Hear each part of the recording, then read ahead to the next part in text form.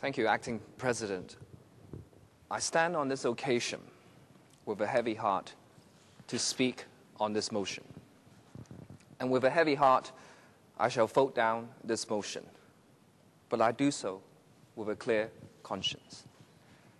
This vote is no doubt important, for it has long been the aspiration of the Hong Kong people to be able to choose their own political leader, their own political destiny. And more importantly, because the decision to vote for or against this proposal represents two divergent paths for the future of one country, two systems. One of these paths is called political expediency. The passage of this constitutional proposal by this council is politically expedient for the Central People's Government because it can finally say to the world that it has fulfilled its promise under Article 45 of the Basic Law and that there would be universal suffrage in Hong Kong by 2017. That is political expediency at the expense of good governance. Political expediency at the expense of true democratic values. Political expediency at the expense of the Hong Kong people. Voting for this proposal means walking down this path, this slippery path of political expediency. The other path is the path of upholding and safeguarding the core values of the Hong Kong people. During the last century, Hong Kong has transformed into one of the world's foremost financial centers and trading hub. A large part of this transformation is no doubt thanks to these core values, values of hard work and meritocracy. But these values have since become more than just instruments of economic development. These values have become central to the city itself and central to us as citizens. Hong Kong is what it is today precisely because of these core values, values of freedom, equality, and more importantly, the rule of law. This is in fact what one country, two systems is all about. The upholding of these core values of Hong Kong, even as its sovereignty is transferred back to China almost 18 years ago. Above all, one country, two systems is about maintaining a balance between, on the one hand, the reunification of Hong Kong with its motherland, and on the other hand, the protection of these core values, which has been key to the success of Hong Kong as a city. And the Basic Law is the codification of this fine and delicate balance. The Basic Law is the embodiment of one country, two systems. It provides for the basis for the protection of our core values, and at the same time, it provides for the basis on which we march forwards towards that better and more perfect realization of our core values, towards full and genuine democracy.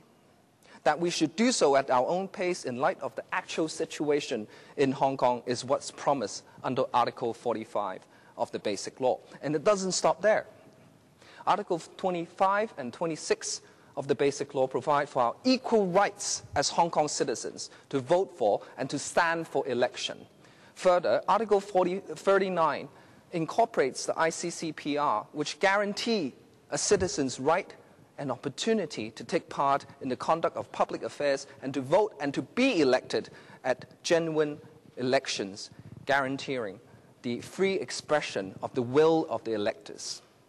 Now, crucially, Article 25 of the ICCPR guarantees that every Hong Kong permanent resident shall have the right to enjoy, to vote at elections and the right to be elected without unreasonable restrictions and without distinction, including distinction based on political or other opinion.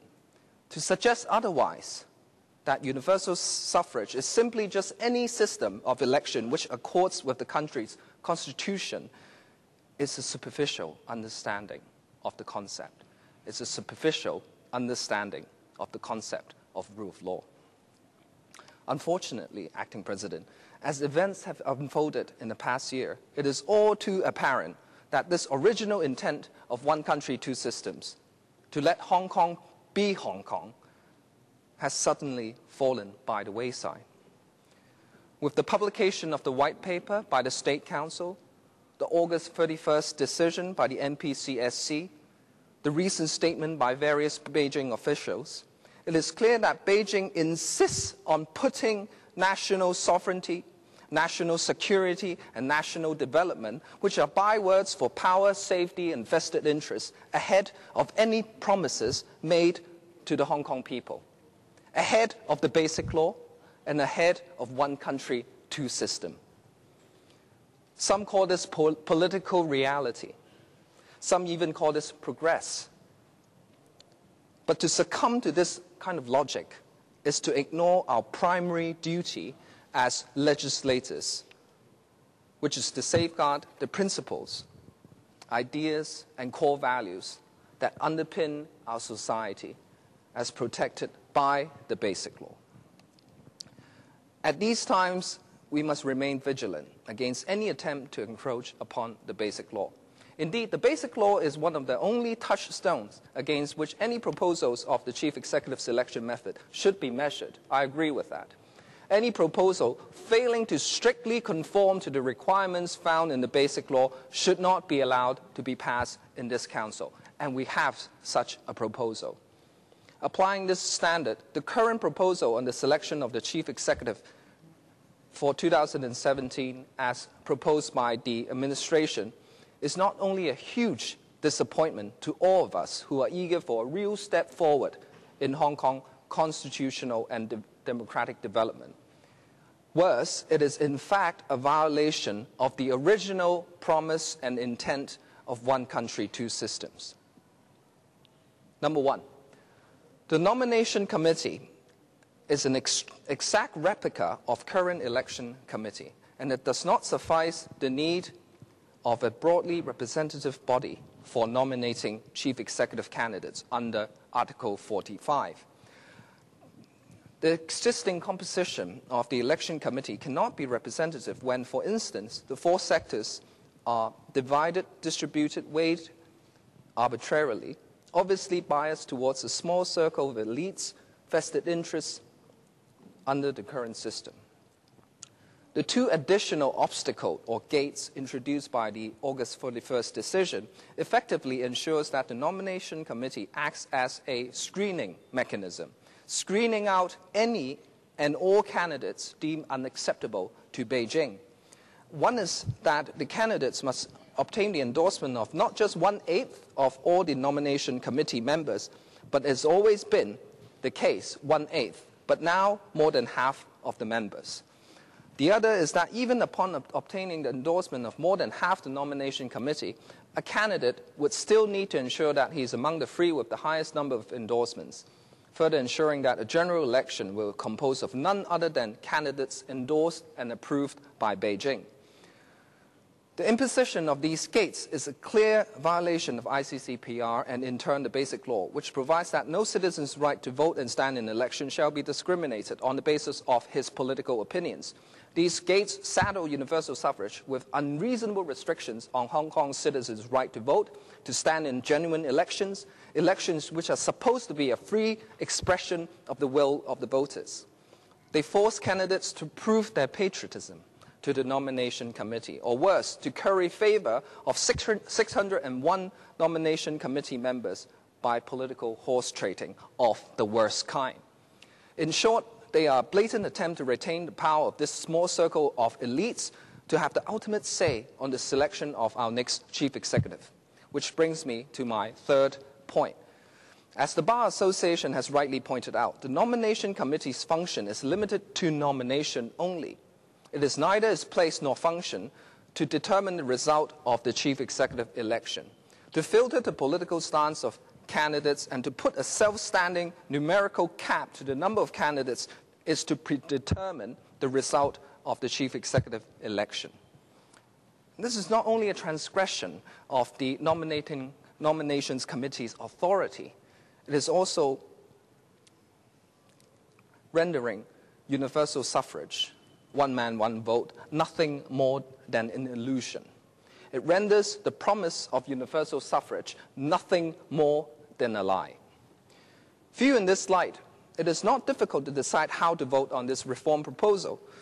Stripped to its core, the meat of the controversy is actually not as complex as the discourses would suggest. On the contrary, the issue is really quite straightforward. If we vote for this proposal, then we accept an obviously fake democratic system in clear violation of the wording of the Basic Law, all just for the sake of political expediency. By doing so, we are in effect tearing up the Basic Law and foregoing the protection it offers to the core values which makes us who we are. We vote to reject this proposal. We send a strong signal to this administration, to the Central People's Government, and to the world, but more importantly, to ourselves as Hong Kong citizens, that we must get back on the right track of one country, two systems, that we must care first and foremost about one country, two systems, about the Basic Law, and about upholding our core values, that we stand not for political expediency of the worst kind, not for economic benefits, but for the principles that we cherish and the core values that we love. Now, it is said that the August 31st decision still stands regardless of the failure to pass the current proposal. Indeed, the Beijing officials have emphasized time and again that the decision will apply for all future reform proposals. I ask my fellow citizens in Hong Kong not to be discouraged nor dismayed by such statements. Be it as it may, political decisions in the future depends on political demands in the future, depends on our next generation. If in 2016, those of us who vote against the proposal find ourselves booted out of this council because the Hong Kong people has forsaken us, then so be it. At least it would be the democratic judgment of the Hong Kong people. But in 2016, the Hong Kong people stand by us, vote for us in the re-election, then I have no doubt that one day, our long quest for genuine democracy will finally reach its destination, because our only backing, our only legitimate backing from the Hong Kong people still exists, which keeps us in political office, which demands us to continue to fight for genuine universal suffrage. So for now, Acting President, my answer on how to vote on this all-important proposal is perfectly clear. By the power vested to me through the Basic Law, I proudly vote in defense of the Basic Law, in defense of one country, two systems. I shall vote against this motion. Thank you, President.